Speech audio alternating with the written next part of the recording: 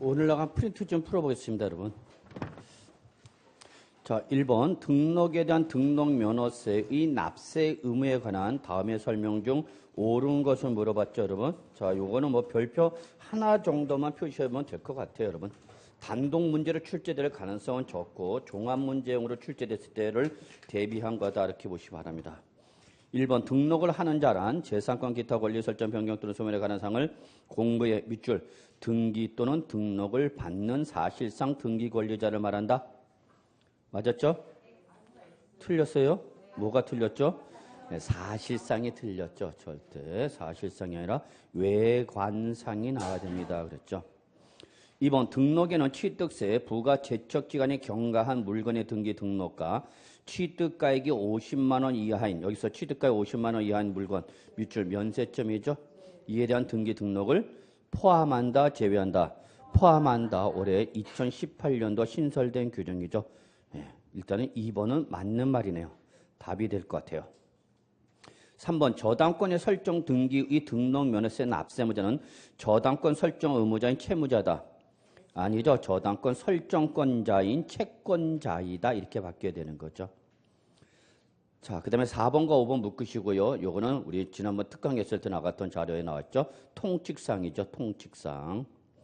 그래서 등기 등록이 된 이후 법원의 판결 등에 의해 그 등기 등록이 무효가 또는 취소가 되어 등기 등록이 어떻게 했다? 말소된 경우는 이미 납부한 등록면허세를 가오납으로 환급할 수 있다라고 했는데 없다죠. 없다. 즉 당초 등기 등록이 이루어지고 나면 그 이후에 그 원인 행위의 무효나 취소에서 등기가 어떻게 됐어도 말소가 되었어도 이미 납부한 등록면허세는 소멸되지 아니하기 때문에 소멸되지 않기 때문에 가오납으로 환급할 수 없답니다. 여러분 이따가 한 글자 고쳤어요. 여러분 한 글자. 자 4번 지방세 체납 처분으로 그 소유권을 국가나 지방자치단체 명의로 이전하는 경우에는 이미 그 물건에 전세권, 가등기, 압류등기 등으로 되어 있는 것을 말하는 대위적 등기와 성명의 복구나 소유권의 보존 등 일체의 채권자 대위적 등기에 대하여도 등록면허세가 비과세되는 것이다 했는데 틀렸습니다. 왜 틀렸냐면 국가나 지방자치단체 명의로 이전할 때의 등기는 비과세가 맞습니다. 근데 그에 앞서서 선행하여 채권자 대위적 등기가 있을 때는 그 채권자 대위적 등기에 대해서는 소유자가 바로 등기 명의자가 되기 때문에 납세 의무자가 됩니다. 그래서 비과세가 되는 것이 아니라 누구한테 과세한다? 그 소유자에게 과세합니다. 그래서 4번과 5번은 통칙 내용을 물어봤다는 거. 특히 4번은 충분히 실전에서 나올 수 있는 기본 통칙입니다. 자, 2번 지방세법상 등록면허세 과세 표현에 관한 설명 틀린 것은 별표 2개짜리죠. 1번 부동산에 관한 등록면허세 과세 표준의 신고가 없는 경우 뭐로 말하는 거죠, 여러분? 무신고죠. 그러면 그때는 과표는 뭐가 되는 거예요, 여러분? 시가 표준에 똑같죠, 뭐 취득세나 등록면허세나. 2번 개인이 건축물을 건축하거나 대수선하여 취득하는 경우로서 취득가격 중 몇 프로를 90%를 넘는 가격이 법인 장부에 따라 어떻게 되면 입증되는 경우 취득세 과세표를 그대로 등록면허세 과세표를 한다. 맞는 말이 됩니다. 그럼 이때 취득세 과세표준은 우리 1번, 2번, 3번 더해라 해갖고 이렇게 했었는데 그래서 법인 장부로 입증된 금액 플러스 법인 장부로 입증되지 아니하였다 하더라도 소득세법상 계산서나 부가가치세법상 세금 계산서로 입증된 금액 여기다가 다시 부동산 취득함에 따라서 매입한 국민주택채권의 매각 차손을 어떻게 하라? 더해서 취득세 과표를 하라고 그랬죠? 그 금액을 그대로 등록면허세로 끌고 하라 그랬어요. 적지도 못하겠고 어떻게 할지 모르겠고 찾지는 못하겠고 요 지금 내용은요. 지금 제가 방금 말씀드린 것은 123쪽 적으시고요. 123쪽 꼭 확인하기 바랍니다. 자, 계속해서 문제 풀겠습니다. 2번에 3번 가겠습니다. 보기 3번. 채권 금액에 의해 과세액을 정하는 경우 밑줄 채권 금액에 의해 과세액을 정하는 경우 어떻게 했죠, 여러분? 적용 합쳐. 그러면 이때 채권 금액이 있으면 좋은데 일정한 채권 금액이 뭐하면 없을 때라고 그랬죠. 예, 그러면 그때는 당연히 채권이 목적이 된 것의 가액 또는 뭐 처분이 제한이 목적이 된 금액을 채권 금액으로 본다. 맞는 말이죠. 자, 4번 부동산의 변경 등기, 말소 등기, 해지 등기 등의 경우 등록 면허세 과세표는 매 한 건당으로 한다. 맞나요? 맞죠? 한 건당 얼마래서 6,000원 그랬죠. 이때 한 건으로 표현되는 조세를 뭐라 했죠, 여러분? 종량세입니다라고 했죠. 종량세, 건수로 표현되는 조세를. 그래서 과세표이 가액으로 표현되면 종가세, 물량으로 표현되면 뭐라 그래? 종량세. 그래서 종량세다는 거 잊지 마시고요. 자, 5번이죠. 법인이 국가로부터 취득한 부동산은 법인이 국가로부터 취득했답니다. 그러면 국지를 말하는 거죠. 근데 등기 당시에 자산 재평가의 사유로 가액이 어떻게 했대? 증가했대. 그때는 그 법인 장부로 입증되더라도 재평가 전에 가액을 과표를 한다. 맞아서 틀려서? 틀렸죠. 변경된 가액이 되는 거죠. 변경된 가액. 그래서 재평가 후에 가액을 하는 거지 재평가 전의 가액이 아니죠. 그래서 답은 5번이죠. 자, 3번 지방세법상 부동산 등기에 대한 등록 면허세의 표준세율로 틀린 것은 뭐 별표 3개짜리죠. 일단은 뭐 개별 문제 못 나오더라도 종합 문제 통해서 물어볼 수 있는 가장 등록면에서 시험에 제일 많이 나온 부분 중에 하나죠.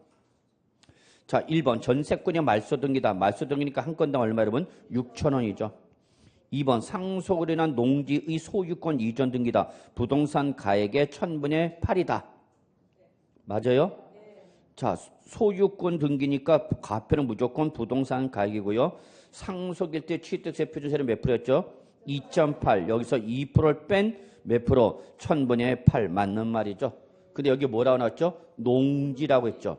농지는 등록면허세에서 구분한다 안 한다? 안 합니다. 그랬어요. 그래서 역시 2번도 맞는 말이 되겠습니다. 자, 3번 지상권 설정 및 이전 등기일 때는 채권 금액의 1000분의 2라고 그랬어. 자, 하여튼 설정과 이전이 나면 세율은 무조건 얼마 되는 거야, 여러분? 1000분의 2가 돼야 되는 거죠. 예. 근데 지상권은 뭐야? 채권 금액이 아니라 부동산 가액이죠. 그래서 과표가 틀렸네요. 3번이 정답이 되겠습니다. 자, 4번 임차권의 설정 및 이전 등기 월세의 1000분의 2. 5번 저당권 설정 이전 역시 채권 금액의 1000분의 2가 되는 거죠. 자, 4번 부동산에 대한 등록 면허세의 부과 징수에 관한 다음에 설명드린 것은 별표 2개. 종합 문제용 대비로 보시기 바랍니다. 자, 1번 등록을 하려는 자는 등록을 한 자가 아니라 등록을 하려는 자는 과세표에다 세율을 적용할 산출세액을 언제까지 여러분? 등록을 하기 전까지죠. 납세지에 관할 지방자치단체 등에 신고하고 납부하라. 자, 2번 등록면허세를 비과세 받은 후 해당 과세 물건이 등록면허세 뭐가 됐다 여러분? 부과 대상이 되었대. 당초 뭐였다가? 비과세했다가 뭐로 바뀌었어요? 부과 대상으로 바뀌었죠? 이게 과세 물건의 상태 변동이죠? 그때는 사유 발생부터 며칠이네? 30일이네죠. 30일이네. 해당 과세표의 세율을 적용할 산출세액을 신고하고 납부된다. 맞는 말이네요. 3번 등록 면허세를 법정 신고 기한까지 과세 표준 신고서를 제출하지 아니한 자 무신고자는 기한 후 신고를 할 수 있다. 그렇죠, 여러분? 기한 후 신고는 모든 신고 납부세 뭐 공통상이라고 했어요. 그러니까 취득세, 등록 면허세, 양도소득세 공통상입니다. 자, 4번 등록 면허세 납세 문제가 신고 의무를 다 하지 아니한 경우에는 등록 면허세 산출세액을 등록하기 전까지 납부하였을 때도 무신고 가산세 및 과소신고 가산세를 부과한다. 맞아? 틀렸죠? 등록 전까지 납부를 했으면 신고를 다 하지 않았어도 신고를 한 거로 보아서 무신고 가산세, 과소신고 가산세를 부과하지 아니한다. 이렇게 해야 되죠. 부과하지 아니한다. 5번 등록 면허세 납세 문제는 등록 면허세 20% 상당에 대해서 뭘 내야 돼요, 여러분? 지방교육세를 내야 되는 거죠. 자, 5번은 좀 이따 봅시다. 자, 그래서 여기 나와 있는 문제는 여러분 기본 중에 기본입니다, 여러분. 그래서 사실 여기 있는 문제를 뭘 풀고 있다. 그러면 그분은 지금 기본적으로 정리하실 걸 외우셔야 될 걸 외우지 못했다 그 얘기입니다. 그래서 좀 분발하셔서 주말에 좀 축구 보시고 남은 시간 요거 세법 꼭 좀 정리해 두시 바라겠습니다. 여기 나와 있는 문제는 어려운 내용은 없어요. 제가 봤을 때는 가장 기본적인 내용이면서도 핵심적인 내용입니다. 난이도가 높진 않더라도 여러분이 반드시 정리할 내용이니까 꼭 좀 문제 통해서 핵심 이론 정리하시기 바랍니다. 자, 이제 갑시다. 재산세. 자, 보유세 대장이죠, 여러분. 기본적으로 3문제에서 4문제 정도 나온다라고 보시면 될 것 같아요, 여러분. 3문제에서 4문제 정도. 그래서 3문제가 가장 출제될 가능성이 높지 않을까 생각합니다. 자, 재산세 기본적으로 3문제에서 4문제 정도 나오는 거죠. 3문제가 가장 출제될 가능성이 높지 않을까 생각합니다. 그래서 보유세 대장이고 지금 계속해서 정부가 보유세에 대해서 지금 손을 대고 있는 건데 재산세와 종합부동산세의 차이점을 아셔야 되는 거죠. 자, 그래서 재산세는 누구한테 부과하는 거죠? 모든 재산 소유자죠. 그 재산의 가액이 크냐 적냐를 묻고 묻지 않고 무차별적으로 과세하는 지방세가 바로 뭐야, 여러분? 재산세. 그러니까 재산세는 누가 내는가? 모든 재산 소유자가 다 내는가? 그럼 종합부동산세는 고액의 부동산 소유자만 내는 거. 이게 차이점이 있는 거야. 그러니까 지금 정부가 보유세를 강화를 하는데 이미 취득세와 양도세는 이제 개정을 통해서 건드릴 수가 없어. 남은 게 뭔데? 보유세인데 지금 보유세 대표가 재산세와 뭐야? 종합부동산세. 지금 정부는 재산세 건드려 못 건드려? 못 건드려. 그래서 지금 뭘 건드린 거야? 종합부동산세. 왜 그러냐? 재산세는 누구한테 부과하는 거고 모든 재산 소유자한테 부과하는 지방세가 재산세라면 종합부동산세 누구만 타겟트라는 거야? 고액의 부동산 소유자. 그게 차이점이에요, 여러분. 그러니까 종부세는 아무나 내는 세금이 아니죠. 그러니까 종합부동산세를 내신 분이 그냥 국가가 공인하는 중산층이다 보시면 돼요, 여러분. 중산층 이상이다. 저도 한 번도 고지서 본 적이 없어요, 종부세 고지서.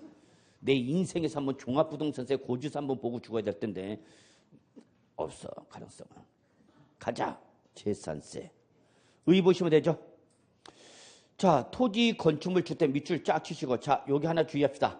취득세, 등록, 면허세와는 달리 보유세로 오면 부동산은 뭐와 뭐를 구분한다, 여러분? 토지, 건축물, 그리고 별도로 뭘 구분한다, 여러분? 주택을 별도로 구분한다.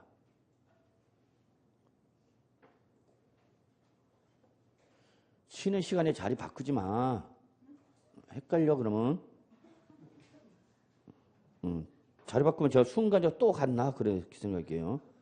아는 사람도 오늘 많이 안 왔네. 하나, 둘, 셋, 넷, 다섯, 아저씨 셋, 아줌마 둘, 여기 또 어떻게 된 거야 이거? 이 시간에 공부 열심히 하고 있으면 다행인데 그럴 가능성 제가 볼 때는 없어. 한두 명 빼고는. 자, 갑시다. 결석하지 마세요. 예, 다음 주부터 이제 결석하면 이제 집에다 전화해. 부모님 모시고 오게 합니다. 없는데요? 그러면 애라도 데리고 와야 돼. 야, 네 엄마도 결석하니까 너도 학교 가지 마. 그래. 자, 재산세의 성격 그냥 가볍게 보시고 여러분 과세권자 한번 확인합시다. 재산세 과세권자. 자, 재산세 과세권자 누구죠, 여러분? 납세지 관할 시장 군수 구청장 밑줄. 시장 군수 구청장 밑줄. 지금 취득세, 등록면허세, 재산세, 과세권자가 지금 같아 달라 지금 다 다르고 있어요. 그거를 느끼셔야 됩니다. 자, 그 다음에 모든 지방세 나왔던 게 누구예요, 여러분? 특별자치시, 특별자치도만 보시면 되죠.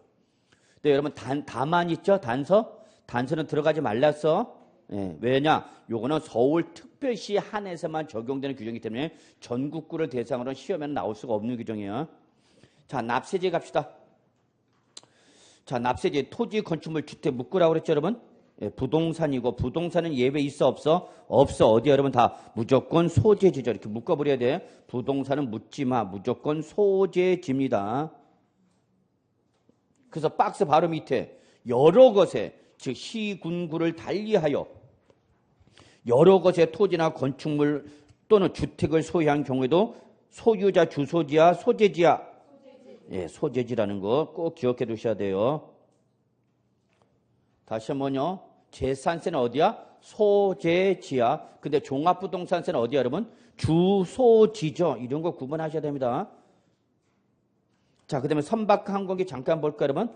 선박과 항공기는 부동산이 아니라 뭐야 여러분? 동산이죠. 그래서 얘들은 예배적으로 주소지로 가 못 가? 그 소재지로 가 못 가? 가죠. 마지막에는 동산이니까. 마지막에는 예, 제가 잘못했어요. 선박은 어디야? 선적항 소재지가 원칙이야. 근데 선적항이 없을 때는 어디로 가라? 정계장 소재지. 근데 정계장이 일정하지 않으면 어디로 간다? 소유자 주소지로 간다고. 어디다 보니까 얘들은 동산이다 보니까 소유자 주소지로 가는데 부동산은 지방세 이상 절대 주소지로 간다고 못 간다고? 못 간다고. 지금 그걸 말씀드리고 싶은 거예요. 다시 한번요. 부동산은 주소지로 간다 못 간다? 못 간다. 그러나 선박과 항공기는 뭐다 보니까 동산이다 보니까 소재지가 확정 안 될 때 마지막에는 어디로 간다? 주소지로 간다 그 얘기야. 항공기 보세요. 등록원부에 기재된 어디야 여러분? 밑줄 정치장 소재지랬죠? 근데 거기 단서가 또 붙었잖아. 등록을 하지 않았던 그때는 어디로 가라? 소유자 어디로 가? 주소지.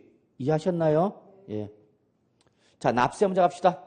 전 별표 3개. 일단은 여러분 입장에서는 납세 의무자는 나온다 안 나온다? 나온다라고 보셔야 돼요. 나온다. 그래서 나왔는데 진짜 나왔네요. 아씨 내년에 꼭 외워야지. 예. 자, 납세 의무자 원칙과 예외로 꼭 구분하셔서 정리하십시오라고 다시 한번 신신당부 부탁드립니다. 그러면 재산세 납세는 어느 날 현재 여러분? 항상 6월 1일. 요게 특징이죠. 보유세는 항상 어느 날 현재 여러분? 과세 기준일 현재로. 요게 보유세 특징입니다. 제발 좀. 취득세와 등록면허세는 행위세이기 때문에 행위 시점을 과세 시점을 하는데 보유세일 때는 항상 보유세는 모든 보유세 제지종은 항상 어느 현재로 따져라 과세 기준이에요. 근데 그게 지금 오늘 현재 지방세법상 언제라냐? 6월 1일 현재단 얘기죠. 그리고 보유세는 항상 납세문제가 누가 되는 거야? 소유자가 되는 거죠. 뭘. 흐름만 따라가면 되죠. 뭐.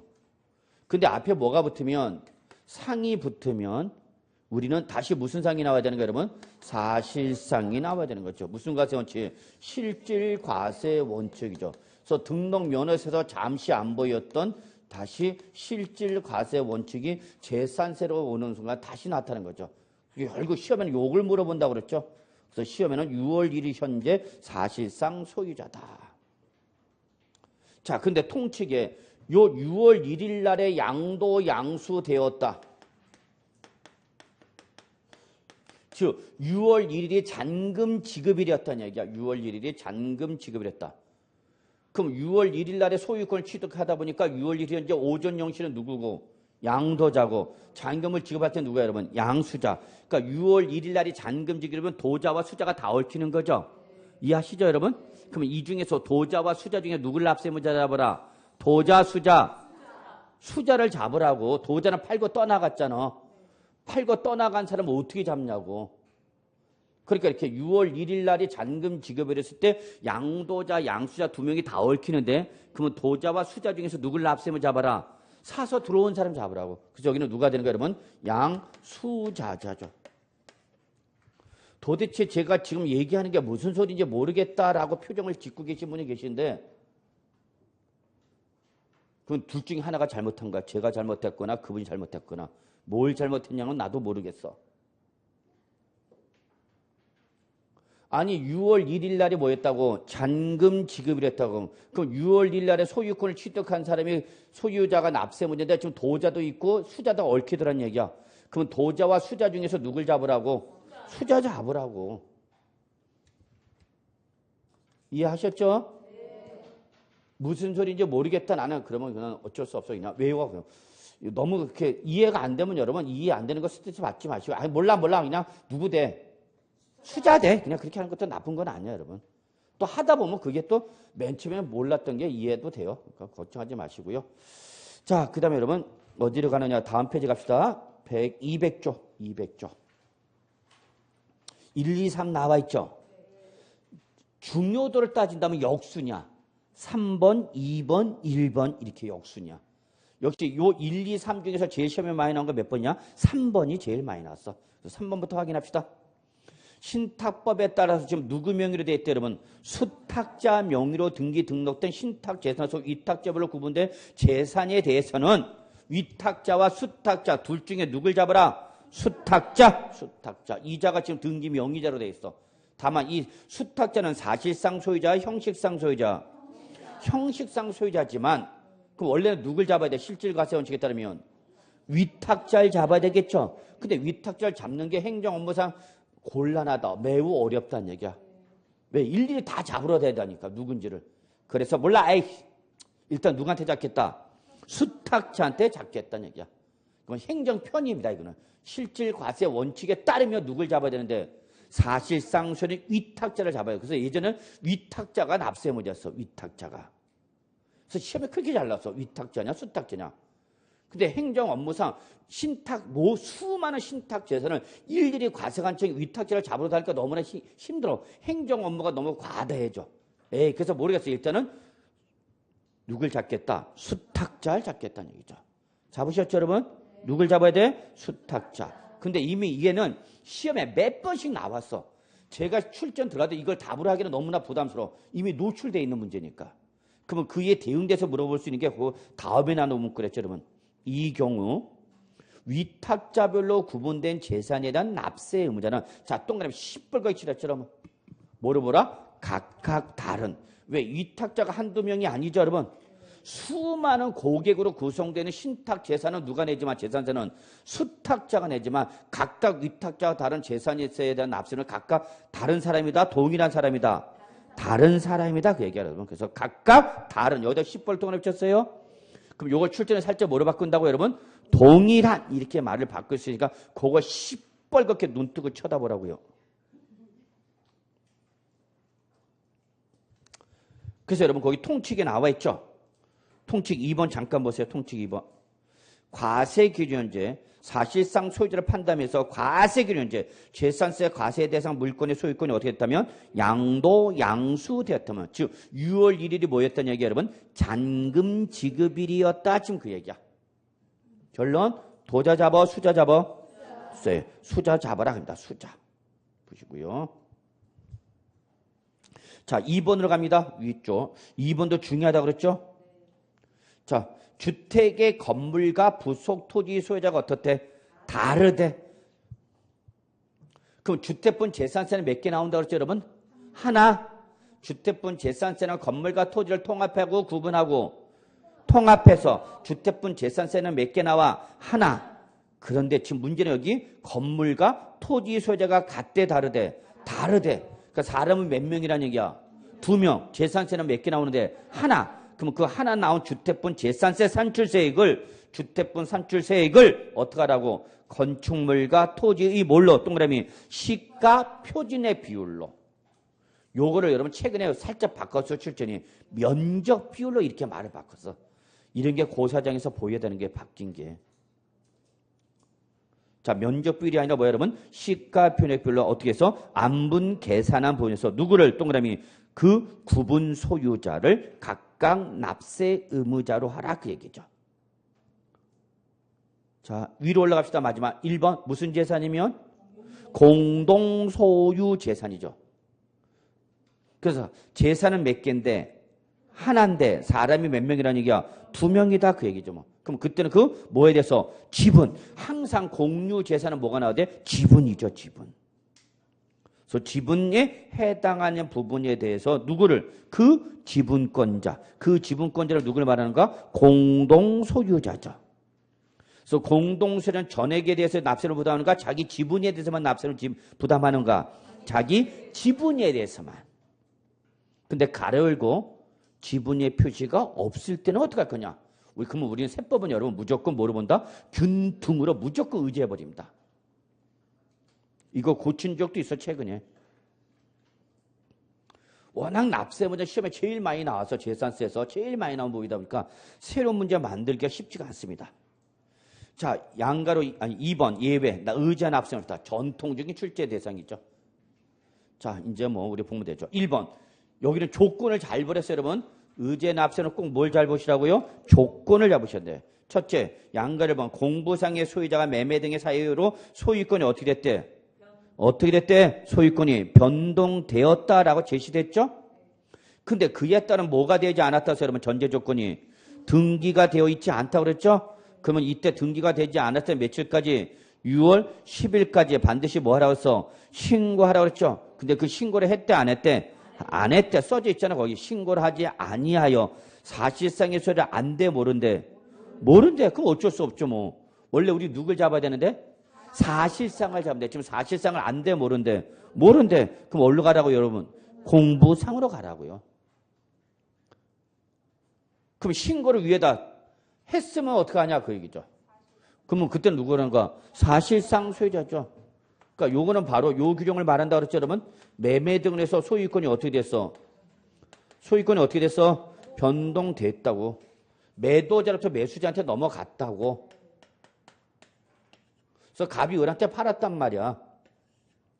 그럼 우리 자기가 뭐를 해야 되는 거야, 이제? 이전 등기를 해야 되는 거죠? 근데 그 등기를 했다고 안 했다고? 안 했다고. 이게 지금 생략돼 있다고 그랬잖아, 이게. 그래서 참조 표시까지 적어놨잖아. 그러면 등기가 안 됐을 때 공보상수료 누가? 갑이 언제까지?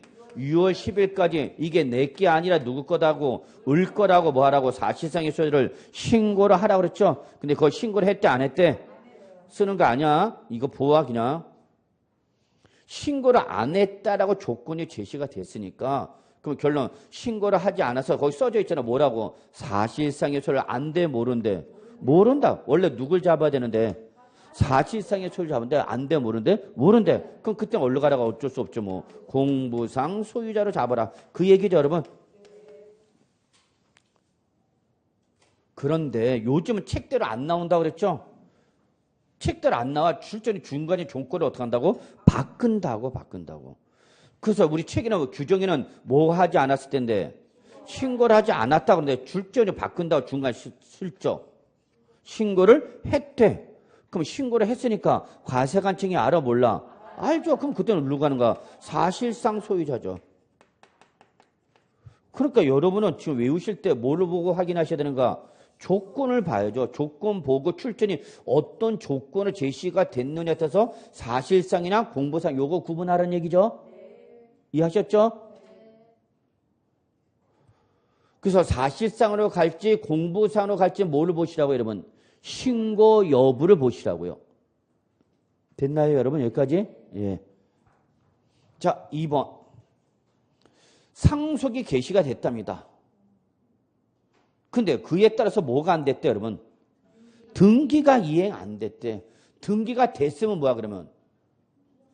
상속인 각자야. 그게 원칙인 거야. 근데 상속 등기가 이행되지 않았대. 그러면 이때 그 주된 상속자가 며칠까지? 6월 10일까지 똑같이 뭐하라고 여러분? 신고하라고 그랬잖아. 근데 뭘 했어, 거기는 신고를? 안 했다 그랬잖아. 안 했다. 그러면 이때는 누가 납세물 되는 거야, 여러분? 주된 상속자.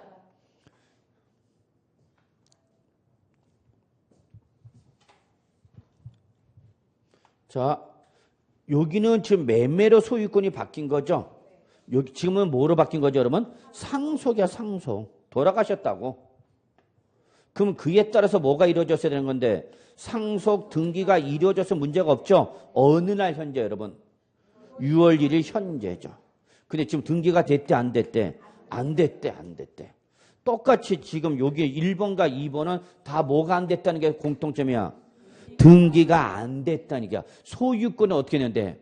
바뀌었는데 그에 따른 등기가 안 됐다 그 얘기야. 그러면 이때는 어떻게 하라고? 6월 10일까지 뭐하라? 신고하라고. 근데 거기 보면 신고를 했대 안 했대? 안 했대. 그럼 어쩔 수 없다. 상속은 개시가 됐는데 지금 상속인 명의로 등기가 됐어 안 됐어? 안 됐어. 그럼 이럴 때 6월 10일까지 뭐를 하라? 사실상의 소유자가 누군지 뭐하라? 신고하라. 근데 뭐도 안 했대? 신고도 안 했대. 그럼 이때는 어쩔 수 없다는 얘기야. 어떻게 하겠다고? 그냥 주된 상속자를 법에 의해서 강제적으로 뭐하러 하겠다는 얘기야? 납세 의무자로 하겠다 그 얘기죠.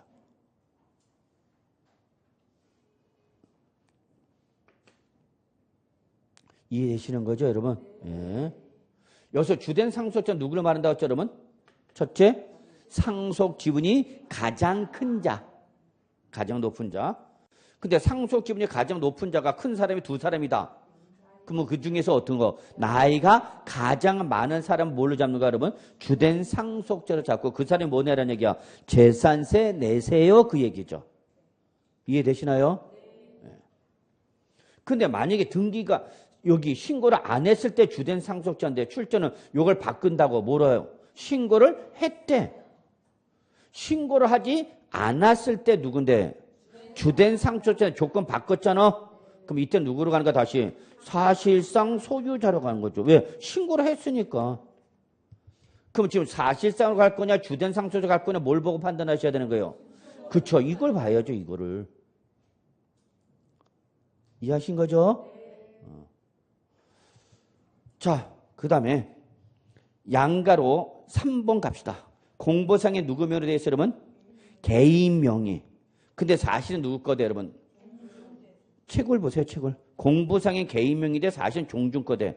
그럼 그러한 종중 소유임을 자, 뭐라 했어요, 여러분? 신고를 하지 아니했을 때. 그때는 어쩔 수 없다. 어디로 가는가? 공보상. 그럼 우리가 조건 바꿔보자고. 신고를 뭐 했으면? 하였으면 그때 누가 되는가? 사실상 소유자, 종중이 되는 거죠, 뭐.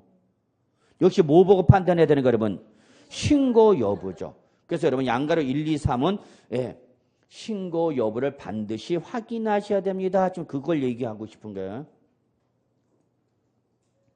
4번. 국가나 지방자치단체, 지방자치단체죠. 밑줄 누구죠, 여러분? 과세권자. 이거 아주 중요하다고 그랬어. 첫째, 얘는 매도자가 누구란 얘기야, 여러분? 국가 등이란 얘기야. 과세권자. 도자가 국가나 지방자치단체 또는 지방자치단체 조합이야. 근데 얘는 두 번째, 일반적인 매매가 아니라 무슨 매매야, 여러분? 연부매매죠. 연부매매. 연부매매가 뭐냐? 그러면 어쩔 수 없어, 이분은. 어떻게 해? 공부를 안 하는데. 안 하면서 맨날 모르겠다 그러니까 저는 이제 화안정하는 거죠. 연부는 대금을 일시에 완납할 수 있어서 없어서? 없어서 연 단위로 납부하는데 그 기간이 몇 년 이상에 걸쳐서 2년이요. 고맙습니다. 이렇게 공부하는 분들 계시잖아. 그래서 연부매매야. 그러니까 얘는 잔금 지급일이 빨라야 몇 년 후에 오는가? 2년. 그때까지 기다리겠다? 못 기다리겠다? 못 기다리겠다. 그래서 취득세는 언제 취득한 걸로 뭐라고? 매해 사실상 연부금 뭐 할 때마다 지급할 때마다 그 지급액을 뭐로 봐라? 하나의 취득으로 봐라. 그 얘기죠. 그래서 지금 연부매매 중이야. 아직 지금 잔금을 지급한가 못한가? 못한 거죠. 못했어. 그러니까 지금 명의자는 누구 명의로 되는 거죠? 국가. 아직 잔금 안 받으니까 국가라도 명의를 안 넘겨줬겠지.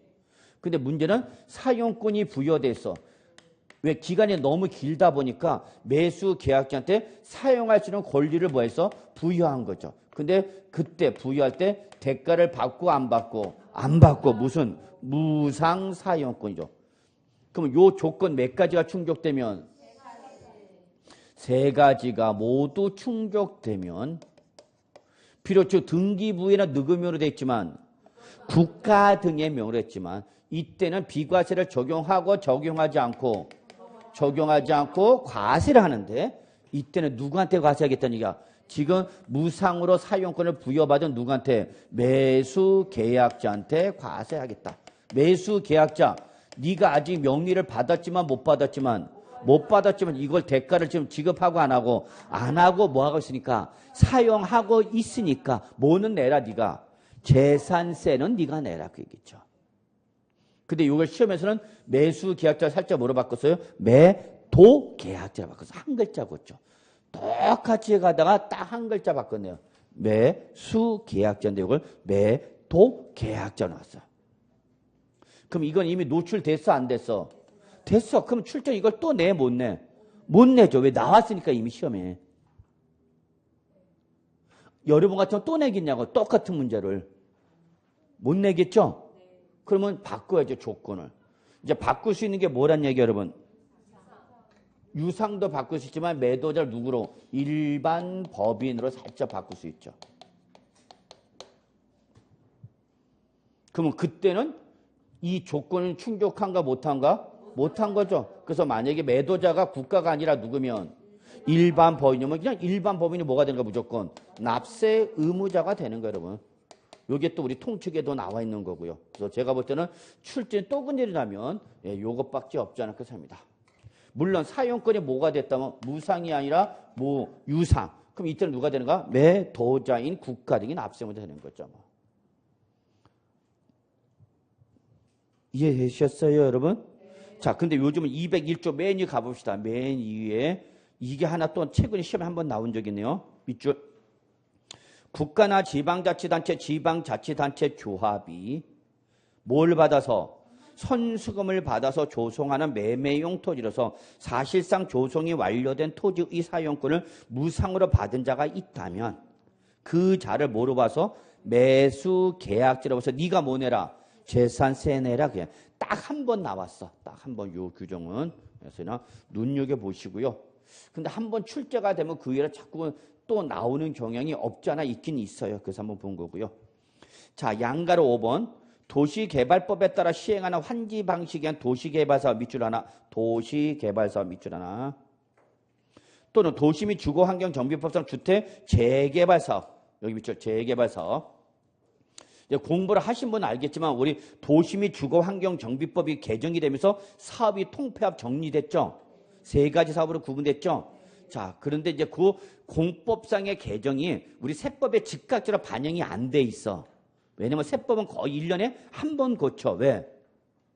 세금을 걷는 거니까 예산이 걸려있기 때문에 주중에 쉽게 바뀌기가 힘들어. 그래서 아직 비록 공법상에 지금 사업이 몇 가지지만 세 가지지만 그걸 너무 크게 신경 쓰지 마시고요. 그냥 세법 할 때 그냥 세법대로 보시라고. 아씨 지금 도시환경정비사업이 없어지니까 언젠데 무슨 소리 하고 있냐. 그 공법 시간에 하라고. 그냥 세법 할 때 그냥 세법대로 가시라고. 무슨 말인지 아시겠죠? 안 그러면 헷갈려. 여러분이 오히려 어려워져.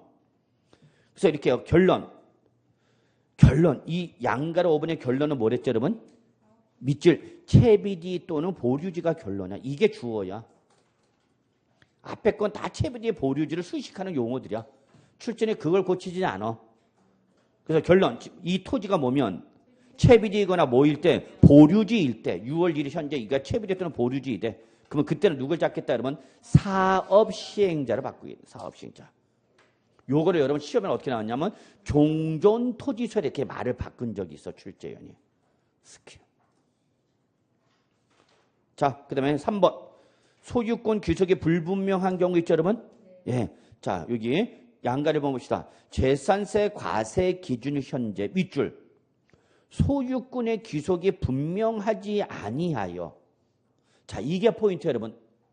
소유권 자체가 누구한테 있다 모르겠다.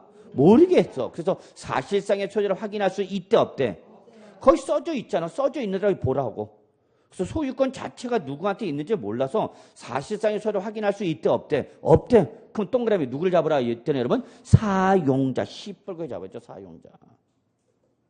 그럼 요걸 또 출제 살짝 뭐로 바꾸시다고 그랬죠, 여러분? 제가 공부상 소유자는 말을 바꿀 수 있으니까 대단히 주의하셔야 됩니다. 그랬어. 왜 공부상의 소유자가 못 나오는 거예요, 여러분? 여기는 써져 있잖아. 거기 뭐라 써져 있어? 소유권의 귀속이 분명하지 아니야. 소유권이 누구한테 있는지 모르는데 어떻게 소유자가 나와? 그래서 누가 나온가 대신? 사용자, 수익세의 성격상 그럼 그 재산을 사용하는 사람을 납세의무자로 하겠다 그 얘기겠죠. 그럼 이때 소유권의 귀속이 분명하지 아니한 경우에 대표적인 케이스가 뭐라고 그랬죠, 여러분? 그렇죠. 소유권과 관련돼서 법정 분쟁이 발생해서 지금 법원에서 뭐가 재판 진행 중인 경우 이런 걸 생각하라고 그랬죠. 옛날처럼 뭐 행방불명인 사람, 생사불분명한 사람은 지금은 없죠. 옛날에 뭐 6.25 동란이니 이때 많은 사람들이 생사불명, 행방불명 됐잖아. 그런 경우가 있어서 그래서인가. 근데 지금은 거의 뭐 없죠. 혹시 발견하면 저한테 꼭 좀 얘기해 주세요. 소유자가 누군지 알 수 없는 재산이 발견되면. 혼자 먹지 마시고. 여러분 이해되세요? 자, 여러분 이거는 제가 다시 한번 강조할게요. 무조건 외우는 게 아니라 출제원이 제시하는 뭐를 꼭 확인하라고요? 조건을 보고 꼭 확인하셔야 됩니다. 그리고 여기서 나오면 맞춰야 됩니다. 여기서 나왔는데 못 맞추면 분명히 제가 예상하지 못했던, 여러분과 저희가 예상하지 못했던 부분에서도 시험에 나올 텐데 그거는 그거대로 틀리고 예상한 데서 나왔는데도 예상한 거 틀리고 그럼 어디서 맞아? 그렇죠? 공시법에서 다 맞으면 되겠죠? 행여나.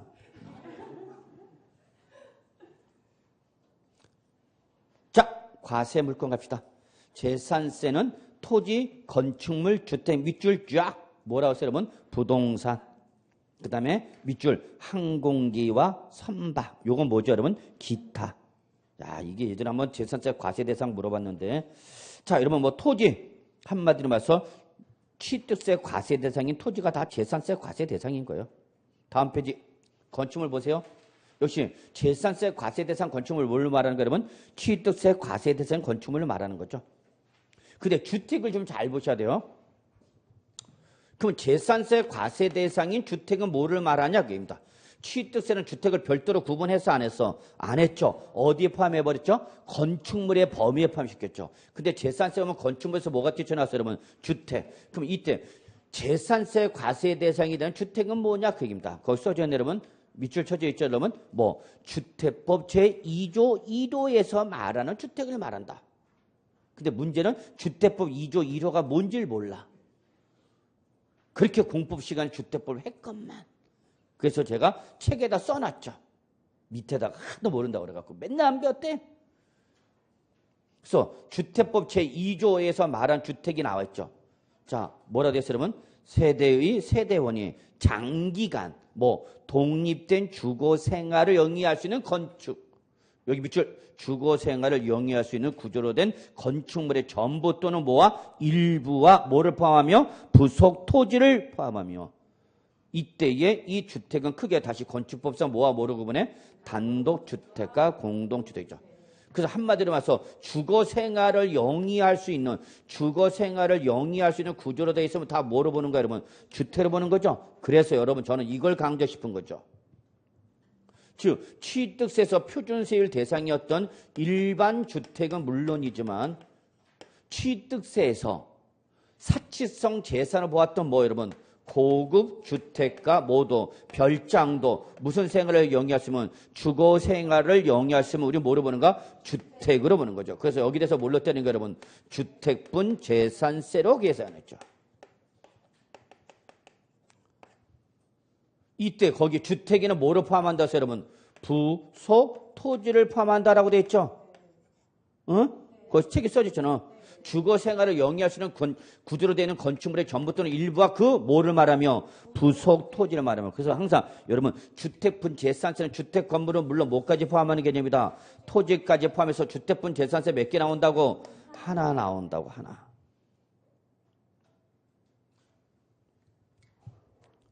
그래서 우리 아까 납세 의무자에서 주택의 건물 소유자는 갑이고 토지 소유자는 누구다? 을이다. 그래서 이게 아까 우리 의제 납세 문제, 우리 재산세 납세 문제 나왔던 거죠. 주택의 건물과 토지 소유자가 뭐 할 경우? 다를 경우 어떻게 할 거냐 그죠?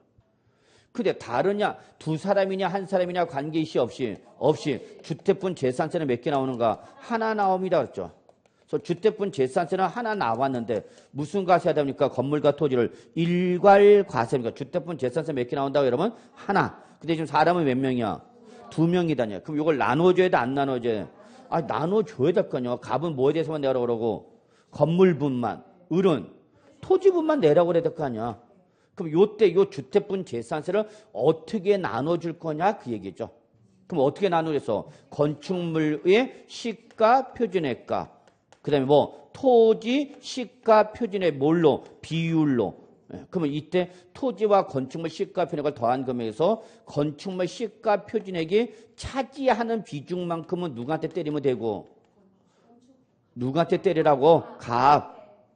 그리고 요 더한 금액에서 토지 시가 표준액이 차지하는 비중만큼은 누구한테 때리라고? 을한테 때리라고 해서 나눠주라고.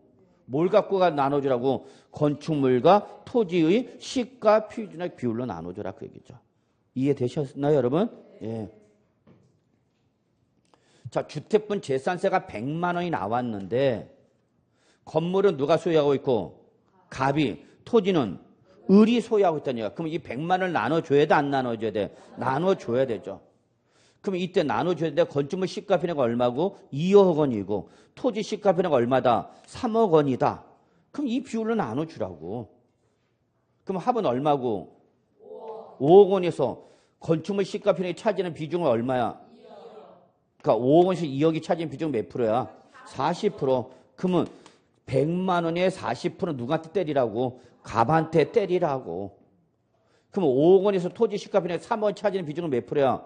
60%. 60%는 누구한테 때리라고? 을한테 때리라고. 그래서 100만 원을 40만 원과 얼마로? 60만 원 나눠서 때려줘라 그 얘기죠. 뭐 갖고 나누라고 여러분? 시가 표준의 비율로. 이해되시는 거죠? 예. 자, 그 다음에 여러분 거기 다만 요거 하나 갑시다. 자, 재산세서 일반 주택은 물론 고급 주택 별장 다 뭘로 때려 여러분? 주택분 재산세. 요때 별장은 무슨 재산? 사치성. 그래서 요는 몇 프로 때리라고? 4% 때리라고 그랬죠? 그러나 고급 주택을 포함한 일반 주택은 무슨 죄를 때리라서? 큰일 났네. 무슨 죄를 때리라고? 누진세율로 때리라고. 누진세율. 여기까지 꼭 기억해 두셔야 돼요, 여러분. 예. 자, 그 다음에 여러분 양가로 2번 갑시다.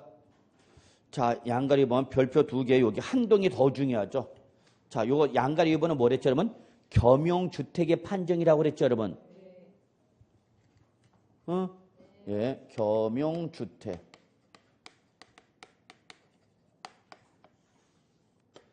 자, 겸용은 거기 써져 있네, 여러분. 하나의 건물이 주거와 주거 외 용도로 사용하는 거죠?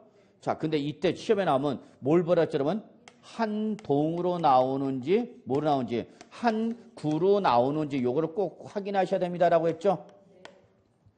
그때 또 한 동이 뭐가, 한 동이, 한 구가 뭔지 모르겠다는 분들도 계셔요.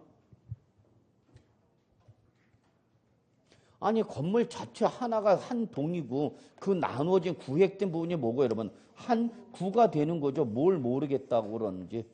자, 그래서 여러분, 여기 건물 전체가 뭐가 되고, 여러분? 한 동, 요 구획된 부분, 나누어진 부분, 요게 뭐야, 여러분? 한 구. 그래서 한 동인지 한 구인지 구분해서 판단하십시오라고 했죠. 자, 같이 봐요. 1번. 한 동입니다. 여기서 키워드는 한 동입니다. 한 동의 건물이 주거와 주거 외 용도로 사용하고 있다. 그러면 이렇게 한 동의 건물이 주거와 주거 외 용도로 사용할 때 어떻게 판단하라 밑줄? 크기를 비교하고 안 하고, 안 하고 무조건 뭐만 여러분? 주거용에 사용되고 있는 부분만, 이게 포인트였죠. 주거용에 사용되고 있는 부분만 뭐로 봐라? 주택으로 봐라. 그렇죠. 여러분 요거 딱 뭐 생각하라고 그랬죠? 여러분 주상복합 건물 생각하라고 그랬죠? 주상복합 건물. 즉 한 동의 건물에 1층부터 뭐 7층은 뭐고 여러분? 상가. 나머지 뭐 여러분? 아파트. 이거 여러분 많이 보시죠, 요즘? 주상복합 건물 보잖아. 그러면 상가는 그냥 뭘로 때리고, 건물분 재산 때리고, 뭐는 아파트는 뭘로 때리고, 주택분 재산세 때려라. 그 얘기야. 그럼 건물이 나눠졌어, 안 나눠졌어? 나눠졌죠. 뭐와 뭐로? 상가와 주택으로 나눠졌잖아. 그럼 그 밑에는 토지도 나눠야 돼, 안 나눠야 돼? 나눠야죠, 나눠야죠. 그래서 거기 보시면 이 경우 건물의 부속 토지는 주거와 주거의 용도 사용하는, 자 여기 밑줄, 여기는 뭐죠 여러분? 건물 면적별. 동그라미. 아까 여기 구분 소유일 때는 뭐였죠 여러분? 시가편의 비율인데 여기는 뭐야 여러분? 면적 비율이죠. 면적 비율. 이거 출전이 살짝 바꿔버렸어 시험에서. 그래서 건물 면적 비율에 각각 안분해서 밑줄 뭐 하나와 뭐 주택 부속 토지 하나와 다시 뭐 건축물 부속 토지 몇 가지로? 두 가지로 구분하셔서 주택의 부속 토지는 뭘로 때리는 거고 주택분 재산세로 과세하고 그 다음에 건축물 부속 토지는 뭘로 때려라? 토지분 재산세로 과세하세요. 그 얘기죠. 자, 근데 동그라미 2번. 여기는 이제 뭐죠, 여러분? 한 구죠, 한 구. 한 구의 건물이 주거와 주거 외 용도로 사용하면서 몇 프로 이상을 여러분? 50% 이상을 뭘로 사용하면? 주거용으로 사용하면 이때는 주거용 마냥? 아니, 전체를 뭘로 봐라? 주택으로 봐라. 그 얘기죠. 아까 여기는 뭐였어? 여기는 뭐만? 주거용만. 여기는 전체. 이게 차이점이죠.